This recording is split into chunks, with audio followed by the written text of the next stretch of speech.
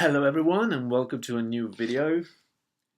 Buon appetito is the title and we're going to talk about this very common expression.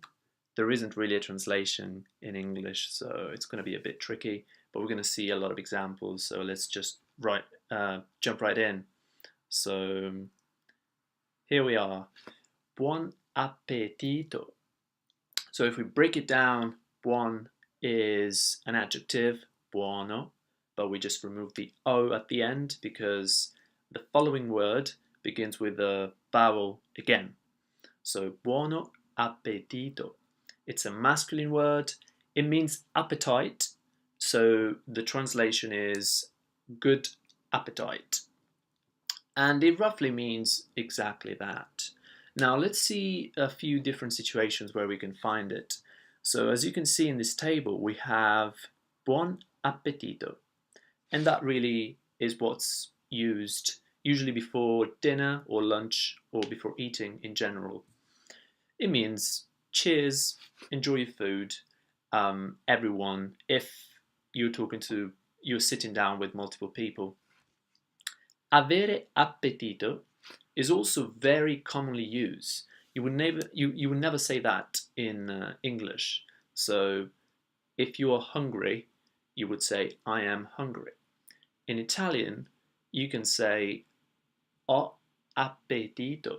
So I have appetite. Appetite is something I have. If I have it, then I'm hungry. So this is the second case. The third case is appetibile, and then we also look at appetitosa. And these two are simple adjectives and they mean slightly different things, although I really doubt that anyone really cares about the difference. Now, if you asked a native speaker on the spot to tell you the difference, I bet they wouldn't be able to. I'm going to try and draw a line in between the two just because I spent 5 minutes or more thinking about the difference. So it's just, they're very similar words, they're used pretty much for the same reason. So the first one, appetibile, means that can be liked, and so we can translate it as delicious. Appetitoso or appetitosa, as you can see, is gender sensitive, so it becomes feminine or masculine depending on the word or noun that comes with it. And it means it makes me hungry. So it's a little bit more specific. It paints a more defined picture because it tells the listener that food, this particular food, makes me hungry. Okay, so let's look at some examples and hopefully that will clear things up even more. So, buon appetito a tutti. Just cheers everyone, enjoy your food. Buon appetito, cara, caro. Okay, so that's what you would say when talking to just somebody. If you're having dinner with your wife, your husband, your friend, then you can use that. Ti auguro un buon appetito. Now this is very rare. This is the full version of what nobody really says, but that's what everyone means when you actually say it. When you say buon appetito, this is what you mean. It means I wish you a good appetite. So I hope you're going to enjoy your food. That's the full, you can think of it as the full version of what gets shrunk down. It gets shrunk down into buon appetito. Ho un po' di appetito, ma non molto. Again, another example, we mean exactly the same thing. So I am a little bit hungry, but not very much. So we're looking at this line right here. Okay, let's jump down. Hai appetito? Again, do you have appetite? Are you hungry? Ho tantissimo appetito. I'm very hungry. Questo cibo sembra appetibile.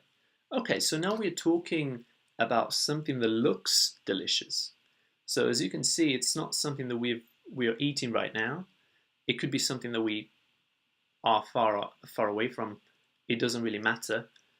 But we're sort of saying, oh, that looks good, basically. But only when it comes to food or beverages, obviously. Questo cibo sembra appetibile. Again, that's what we just said. Sicuramente appetibile, ma non ho fame. Okay, so it certainly looks good, or it smells good, but I'm not hungry. Avere fame, just like avere appetito. They mean exactly the same thing. In fact, they're interchangeable. So you have two different ways to say I'm hungry. Questa pasta è appetitosa. Okay, so as I read it, in my head, I am thinking that probably the person who said that was eating the pasta, because she or he was definitely sure that the pasta was really good. And instead of making you feel full, it makes you feel like you want more and more of it. So that's kind of the point with the very last example of appetitosa. And so this was it. I hope you enjoyed it. These words are super common, so remember them. Go through the examples one more time if you have to. Give a thumbs up to the video if you liked it, and I will see you guys in the next one. Bye.